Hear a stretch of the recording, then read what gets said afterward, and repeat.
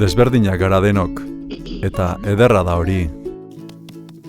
Desberdintasun batzuk errezak dira ikusten. Altuera, orrazkera, begi kolorea eta bar. Beste batzuk ez dira inagerikoak. Jakirik gogokoena, beldurrak, edota norberaren gaitasun bereziak. Bitxia da, baina mundua ere desberdin ikusten dugu bakoitzak. Adibidez, zer ikusten duzu irudi honetan? Gehienok ahate bat ikusiko zenuten, baina izango dira untxi bat ikusi dutenak ere. Bat ala beste, ez kezkatu, biak dire erantzun zuzenak. Truko bat baino etzen hau, burmuin guztiek ez dutela berdin funtzionatzen erakusteko. Burmuina ordenagailu indartsu bat da.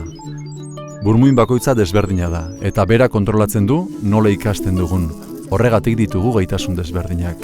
Sentimentuak ere bai, horregatik erantzuten dugu ezberdin estimulu berberen aurrean.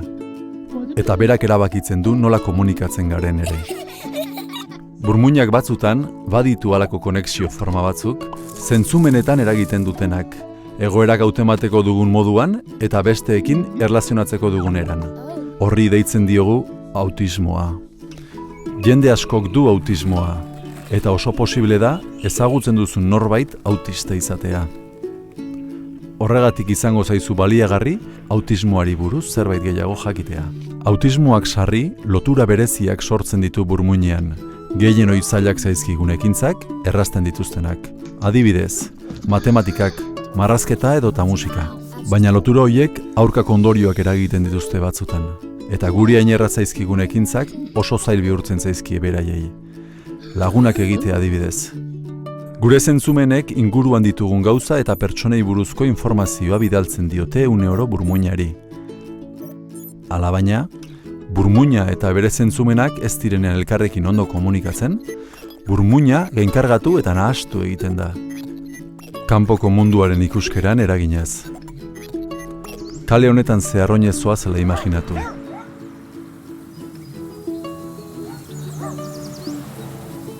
Gisa honetan hautemango luke ibilbide berbera autismoa duen norbaitek.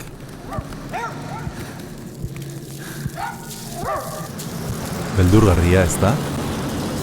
Zoritxarrez askotan ez dira nola sentitzen diren azaltzeko gai, eta kanpotik ondo daudela diruditen arren, barrutik informazio nahas batek estutzen ditu.